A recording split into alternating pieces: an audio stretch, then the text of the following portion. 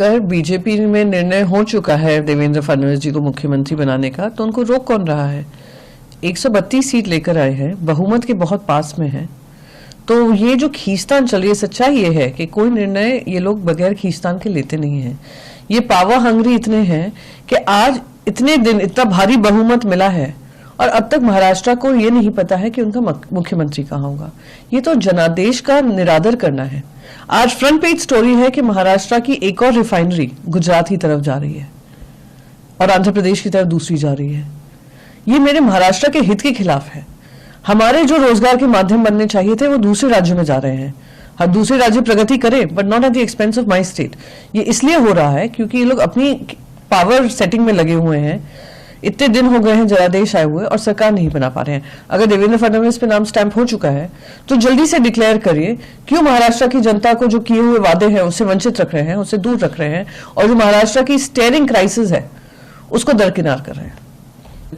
देखिए, जिस तरीके से हरियाणा हो या महाराष्ट्र हो, और महाराष्ट्र में तो बाकायदा अखबार बता रहे हैं कि कैसे 95 assembly seats out of 288 seats 95 assembly seats में जो वोट पोल हुए हैं और जो वोट काउंट हुए हैं उसमें अंतर है।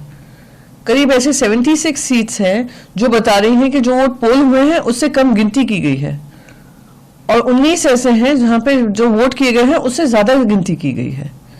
तो प्रश्न चिन्ह ये उठता है, इलेक्शन कमीशन को has two is like the seizures wife who should be above suspicion, क्योंकि ये हमारी डेमोक्रेटिक रिपब्लिक की बात है जिसकी जिम्मेदारी इलेक्शन कमीशन को दी हुई है। तो सवाल ये है कि क्या ईवीएम को एक मीडियम बनाया जा रहा है to tamper with number of votes polled and counted and to declare winner.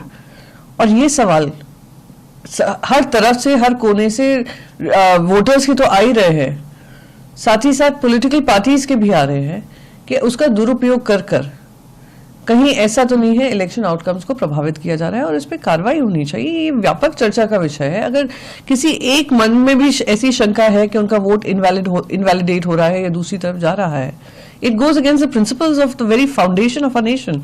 तो इस पे चर्चा होनी चाहिए और व्यापक चर्चा होनी चाहिए। और इलेक्शन कमीशन का ये आदत सी बन गई है कि डिसमिस कर देते हैं rather than engaging and addressing this issue. नहीं, वो सुप्रीम कोर्ट की मान्यता है, पर सुप्रीम कोर्ट को यह भी मानना पड़ेगा कि यहाँ पे जो अभी तक मैंने इलेक्शन कमीशन के संज्ञान में ये लेकर आई हूं पर हमें कोई जवाब नहीं मिला है कि कैसे 95 सीट्स प्रभावित करती हैं इलेक्शन आउटकम्स को। तो अगर इस तरीके का मिसमैच है, हमने फॉर्म 17C पार्ट 1 बनाया है, 17C पार्ट 2 बनाया है जिसमें पोल कितने हुए हैं, काउंट कितने हुए हैं वो दिखाता है। अगर उसी में मिसमैच है, टैली नहीं हो रहा है, तो आई एम वेरी क्लियर कि सबके मन में शंका होगी। तो सुप्रीम कोर्ट ईवीएम पे चर्चा हो, ईवीएम पे हर तरीके से चर्चा हो, पर इलेक्शन कमीशन आकर उस पर एंगेज करे। And I am repeating the same argument कि Caesar's wife should be above suspicion, क्योंकि ये हमारे देश के प्रजातंत्र को लेकर आउटकम होते हैं, तो उस पर चर्चा होनी चाहिए। जब भारतीय जनता पार्टी सत्ता में नहीं थी, LK अडवाणी जी के अंतर्गत एक किताब लिखी गई थी ईवीएम पर, तो सुप्रीम कोर्ट ने PIL को रिजेक्ट किया है। पर supreme court I am sure इस पे अगर व्यापक चर्चा होती, पोली ड्राफ्टेड PIL था क्या था मुझे नहीं पता है, अगर एक व्यापक चर्चा होगी इसके लूपहोल्स भी जनता के सामने आएंगे।